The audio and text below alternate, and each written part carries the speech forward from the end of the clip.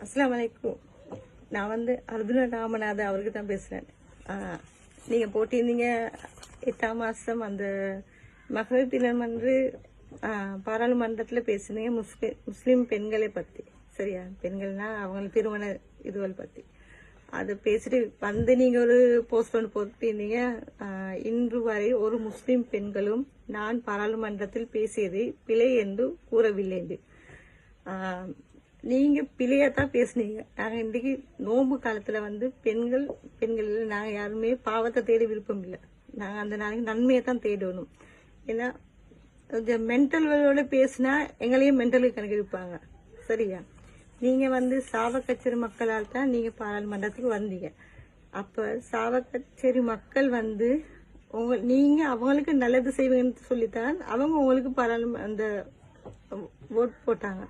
அப்ப அவங்களுக்கு குறைபாடு என்ன நினைக்கும்? அவங்களுக்கு வாழ்வாதாரம் அவங்க அன்றண்ட செய்ய வேண்டிய இதுவரை செஞ்சு கொடுங்க, உதவிகளை செஞ்சு கொடுங்க. அவங்களுக்கு தேவையானது நீங்க செஞ்சு கொடுங்க. நாங்க உங்களுக்கு ஓட் போடல. நீங்க எங்களை பத்தி எல்லாம் தேடி எங்களை முஸ்லீம் மக்களை மத்தி நீங்க சொல்லியிருந்தீங்க தாய் தப்பட அனுமதி இல்லாம தந்தையோட அனுமதி இல்லாம பெண்களுக்கு விருப்பப்படி திருமணம் பண்ண முடியும் என்று. நாங்க பிள்ளைல வளர்த்து சாப்பாடு கொடுத்து அதுல படிக்க வச்சு எல்லாம் செஞ்சுட்டு அவங்க விருப்பமாயி இந்த திருமணம் பண்ணிக்கோன்னு சொன்னா அவங்க அந்த பேர்ட்ஸ் சொல்ல அவங்களும் மிருகமல மனுஷன் தானே. இப்ப நீங்க உங்களோட வீட்டாராக உங்களோட அம்மா அப்பாங்க படிச்சு விட்டுட்டு நீ கல்யாணம் முடிச்சு எவனையாவது முடிச்சுட்டு போன்னு சொல்லி கொடுப்பாங்களா? உங்களோட வீட்டாக்கள் உங்களோட மக்கள் கொடுப்பாங்களா? எங்கட நாங்க சும்மா அந்த இது இல்ல எல்லாம் அவுத்துட்ட மாடுவாய் போறதுக்கு பேசுறத என்னன்னு சரியா பேசுங்க. படிப்பறிவுன்றதுக்கு பகுத்தறிவு இல்லாட்டி வேலை இல்லை. படிப்பறிவு மீக்கணும், பகுத்தறிவு மீக்கணும். தெரியுமா? நீங்க வாயில என்ன சொல்லி நீங்க இந்த டிக்டாக் மென்டல் மாதிரி பேசுறாரு அந்த ஆட்கள் இல்லை நாங்க. சரியா? ஒரு விஷயத்தை செய்யும் போது 4 தடவை யோசிங்க. எங்களுடைய இஸ்லாம் கல்ச்சரை பத்தி நீங்க படிச்சீங்கன்னா உங்களுக்கு அதை பத்தி தெரியும். அத என்ன விளப்பம் குழப்பம் இல்லாம பேசிக்கொண்டு போவாதீங்க. எந்த ஒரு பெண்களும் சொன்னாங்க அவங்கள்ட்ட நீங்க எங்களுக்கு டிவோர்ஸ் கிடைக்குது இல்ல 6 மாசம் இழுத்து அடிக்கிறாங்க ஆம்பளைகளுக்கு மட்டும் தான் இந்த டிவோர்ஸ் உடனே கொடுக்குன்னு சொன்னாங்க அவங்கள்ட்ட. எந்த பொம்பளை சொன்னாங்க? அப்ப நீங்க அவக்காவனி போயிட்டு பேசுங்க. அதை விட்டு மத்த மக்களை பத்தி பேசாது, மத்த முஸ்லீம் பெண்களை பத்தி பேசுறேன். நாங்க எங்கட இஸ்லாத்தை எங்கட கல்ச்சரை பத்தி பேசினா நாங்க இடம் கொடுக்க மாட்டோம். சரியா? அது இப்ப நீங்க சொன்னதால தான் நான் இன்னைக்கு பேச வந்தேன். நான் எனக்கு நீங்க யாருன்னு எங்களுக்கு தெரியாது. ஆனா எங்களுக்கு தெரிஞ்சாக்க சொல்றேன். உங்களுக்கு ஜோக்கரன் தான் வச்சுக்கி பாராளுமன்ற டைம் பாஸுக்கு உங்களையே போட்டா கொஞ்சம் இன்ட்ரெஸ்டா பாத்துக்கொண்டு கேள்வி இவன் அடிச்சா அவன் அடிச்சா அதுவரை தான் பேசுனல்ல. தேவையான முக்கியமான விஷயமே அதுல மட்டும் பேசுங்க. சரியா? பெண்களை பத்தி இதுல பேசுறாலும் உங்களுக்கு தகுதி இல்லை.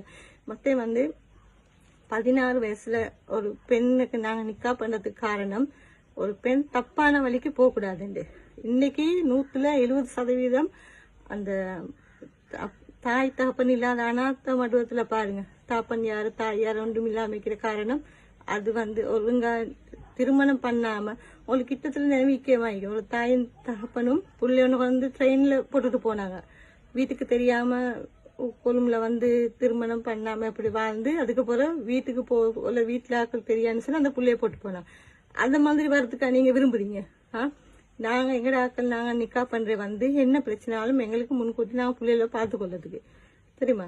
நீங்க நினைக்கிற மாதிரிக்கு 18 வயசு பபா கிடைச்ச பிறந்த அந்த திருமணம் பண்ணாம புள்ள கிடைச்ச பிற பர்த்ல வரும். அண்ணா திருமணம் பண்ணின விவாகம் பண்ணினரா இல்லையா? பண்ணி இல்லை. அந்த பிள்ளைக்கு சரி. இப்ப அந்த பிள்ளை நல்ல லோயரோ டாக்டரோ ஆயினு நாளைக்கு அந்த பிள்ளையோட பர்த்லேக்கும் அந்த அம்மா அப்பா நிக்கா பண்ணாம தான் அந்த புள்ள பிறந்திக்கு. அது என்ன இஸ்லாத்துல ஹராம். ஹலாலா நிக்கா பண்ணிட்டு ஒரு பிள்ளைய வாழன்னு சொல்லத்தான் எங்கட ஆட்கள் அதை செய்யறாங்க. தப்பான இப்ப எவ்வளவு பிள்ளைகள் 12 வயசு 13 வயசுல எல்லாம் வயிற்றுல புள்ளை எடுத்துக்கொண்டு தாயாயிக்கிறாங்க. அப்ப அதை பத்தி தேடுறீங்களா? அந்த குத்தத்தை தேடுங்க. அவங்க எந்த கல்ச்சர்ல ஆக்கலன்னு பாருங்க, யோசிங்க. நீங்க நாங்க மதத்தாக்களுக்கு நான் குறை சொல்லல. பேசுறது ஒழுங்கா பேசுங்க. அந்த பிரச்சனை வரக்கூடாது என்று தான் நாங்க அந்த முஸ்லிம் மக்கள் நீதியா நேர்மையா செய்யறோம். தெரியுமா? அந்த பெண்கள் குறுக்கு வழிக்கு போக கூடாதுன்னு சொல்லித்தான் அந்த நிக்கா நாங்க முன்கூட்டி அந்த தப்பான வழிக்கு போக கூடாதுன்னு செஞ்சு வைக்கிறோம். இல்லாட்டி நீ 18 வயசாகட்டி நீ இவனோட வாழு. அப்ப 18 வயசா நிக்கா பண்ணவங்க அவனை விட்டுட்டு வேற ஒரு பொம்பளை போயிட்டுப்பான். இல்லாட்டி அந்த குட்டி விட்டுட்டு வேற ஒருத்தர் இல்ல 2 பேரும் பிரிஞ்சுப்பாங்க. அப்ப அந்த பிறந்த பிள்ளைக்கு யாரு அப்பன்? அப்ப நீங்க பேச வருவீங்களா? அதுக்குதான் நாங்க சொல்லுவேன். எதை செய்ய போனாலும் கொஞ்சம் யோசித்து செய்யுங்க. ஆனா மொத்தத்திலே எங்கட இஸ்லாத்தை பத்தி எங்கட முஸ்லீம் கல்ச்சரை பத்தியோ விவாகத்தை பத்தி பேச அந்நிய ஆக்களுக்கு தகுதி இல்ல. நீங்களா இருந்தாலும் யாருன்னு என்ன சார் ஒன்று வந்தாலும் டக்குன்னு வாக்களிக்கிற பெண்களை பத்தி எங்கட முஸ்லீம் கல்ச்சரை பத்தி. முகமது நபினா அந்த காலத்துல வந்து ஐசனாகிய 12 வயசுல முடிக்க சரி. அதே காலத்தை பார்த்தா ஒவ்வொரு கல்ச்சர் ஒவ்வொரு மதத்திலையும் அவங்களோட வரலாற்றிலும் அது இருக்கு தெரியுமா.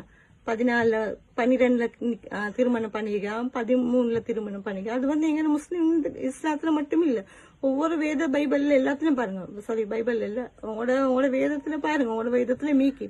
நான் வந்து ஆக்கள் மதத்தை அவனோட வேதங்களை இந்த பிரச்சனை பண்ணல, உங்களுக்கு அர்ஜுனனுக்கு தான் சொல்றேன் சரியா. நீங்க வந்து பேசும்போது முதல்ல யோசிங்க. அந்த காலத்துல வந்து அவங்க திருமணம் பண்ணினது வேற.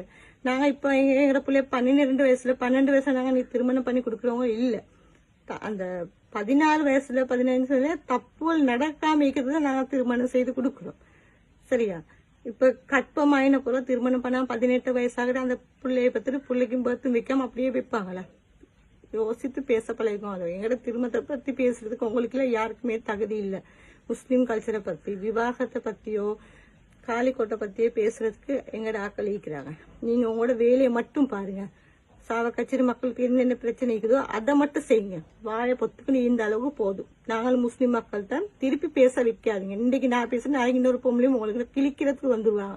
நோன்பு காலத்துக்கு பாவம் தேடுக்கிறதுக்கு தான் நாங்க வாயை பொத்தி கொண்டு இருக்கிறோம். இதுதான் ஃபர்ஸ்ட் அண்ட் லாஸ்ட்னு வச்சுக்கோங்க.